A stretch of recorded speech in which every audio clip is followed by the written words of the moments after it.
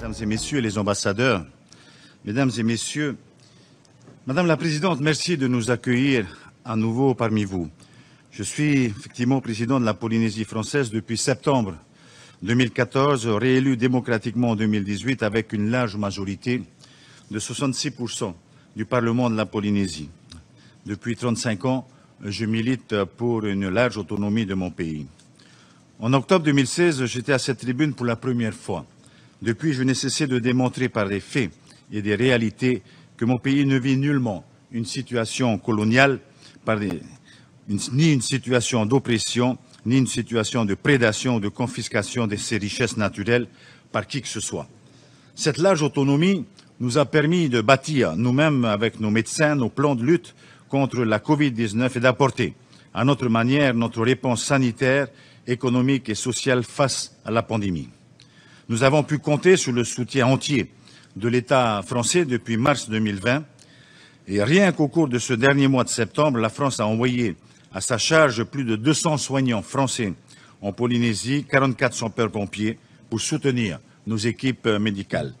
L'État français a également organisé le 16 septembre dernier, avec des moyens exceptionnels, l'évacuation sanitaire vers Paris à 18 000 km de Tahiti de 8 patients gravement atteints par la Covid. Cette opération a été une première mondiale et a surtout soulagé nos services hospitaliers de réanimation. À ce jour, la Polynésie a reçu gratuitement 350 000 doses de vaccins fournis par l'État. Grâce à ce soutien, 70% des Polynésiens de plus de 12 ans, soit 154 000 personnes sur 280 000, sont complètement vaccinés et ont reçu au moins une dose de vaccin. Sur le plan économique et financier, plus d'1 milliard de dollars US ont été mobilisés en 1 an et demi par le gouvernement de la Polynésie à hauteur de 30% et par l'État français à hauteur de 70% afin de soutenir les entreprises et les familles polynésiennes durant cette période de crise. Pour financer la relance de notre économie, deux prêts d'un montant total de 680 millions de dollars US garantis par l'État ont été consentis. Ils serviront à financer les mesures d'urgence, à sauver nos régimes de protection sociale et à engager les premières mesures de relance. Ces gestes réels et avérés sont une manifestation concrète de la solidarité de la France envers son territoire autonome et ses habitants. Nous sommes reconnaissants envers l'État français. Cela vient renforcer nos liens de partenariat avec la République française et je tiens à le souligner ici. Au-delà de la crise Covid, la Polynésie est résolument engagée dans la lutte contre le changement climatique qui demeure la principale menace pour les îles du Pacifique et ses peuples. Notre objectif est d'atteindre une réduction de 50% de nos émissions de gaz à effet de serre d'ici l'horizon 2030. Pour cela, un plan climat-énergie est mis en œuvre. Nous favorisons également la production à grande échelle d'énergie solaire pour nos îles. Nous nous sommes engagés en 2017 lors de la conférence sur les océans à l'ONU à classer notre zone économique exclusive de 5 millions de kilomètres carrés de Tainui-à-Terre en aire marine gérée. C'est une réalité, cet engagement est conforme à notre volonté, nous, Polynésiens et Océaniens, de préserver notre héritage commun que nous appelons avec nos frères du Pacifique, de Blue Pacific Continent. D'autre part, nous interpellons l'opinion internationale afin que cessent les pêches illicites dans le Pacifique et que cesse également la pêche à la Seine ou l'utilisation des filets dérivants qui massacrent les ressources maritimes, notre patrimoine commun. Nous avons également collaboré avec les pays membres du Forum du Pacifique, le PIF, à l'élaboration et à l'adoption de la déclaration sur la préservation des zones maritimes face à la montée du niveau de la mer, et ce en conformité avec la Convention des Nations Unies sur le droit de la mer, UNCLOS. Madame la Présidente, pour faire suite aux échanges des dirigeants du Forum du Pacifique avec le secrétaire général de l'ONU, Antonio Guterres, auquel j'ai participé il y a 2 semaines, permettez-moi de profiter de cette tribune pour lancer un appel solennel aux nations du monde afin de prendre toutes les mesures nécessaires pour ralentir le réchauffement global et limiter l'augmentation de la température à moins d'1,5 degré Celsius. Il y va effectivement de la vie des générations actuelles et futures. Madame la Présidente, j'entends également que notre région du Pacifique fait l'objet d'intenses crispations entre les grandes puissances. Alors que la Polynésie fait l'objet ici d'un débat sur la colonisation, nous sommes perturbés et très préoccupés par les menaces qui peuvent peser sur notre région par les confrontations géopolitiques et géostratégiques au sein du Pacifique. Ne croyez-vous pas que ce sujet est plus vital pour l'équilibre du monde que celui de la décolonisation de la Polynésie?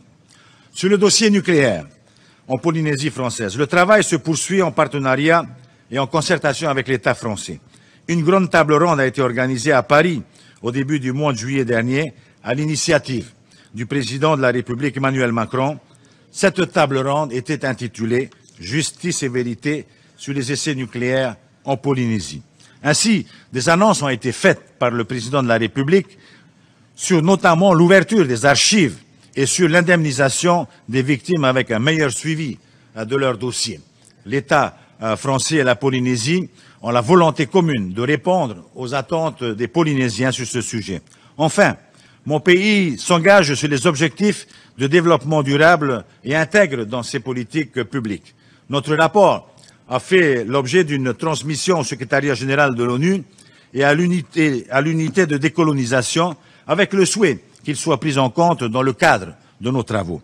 Aussi, je souhaiterais qu'un paragraphe dans la résolution consacrée à la Polynésie française y soit consacré, afin de faire état de l'adhésion de mon gouvernement à l'agenda 2030 de développement durable de l'ONU. Madame la Présidente, chers membres de l'ONU, vous l'avez compris, la Polynésie française est un pays jouissant d'une large autonomie au sein de la République française. Mon pays, doté d'une autonomie financière, prend en main son destin et son développement économique et social. Il participe avec conviction aux enjeux régionaux et globaux communs. Aujourd'hui, mon peuple désire conserver ce statut particulier de large autonomie au sein de la République française, statut qui nous confère suffisamment de compétences pour forger notre avenir comme bon nous semble. Nous sommes avant tout polynésiens, mais également français et européens. 80% de la population vivant en Polynésie est autochtone. Les Polynésiens sont présents dans tous les rouages économiques, sociaux et politiques. Nous dirigeons et gérons notre pays. Notre destin est bien entre nos mains. La Polynésie française n'est pas une colonie qu'il faut décoloniser. L'indépendance peut convenir à certains pays et pas à d'autres. L'indépendance n'est pas la seule voie ou la voie miracle qui permet à un peuple d'être heureux. La dignité d'un peuple ne se construit pas nécessairement dans l'indépendance. D'autres voies sont possibles et elles sont évoquées dans la Charte des Nations Unies. Aujourd'hui, chers membres de l'ONU, il faut accepter le fait démocratique que mon peuple n'a toujours aucun désir d'indépendance. Pour conclure, Madame la Présidente, je renouvelle mon invitation à votre Assemblée de dépêcher en Polynésie française une mission afin d'évaluer par elle-même la situation de mon pays. Je vous remercie de votre attention, Madame la Présidente.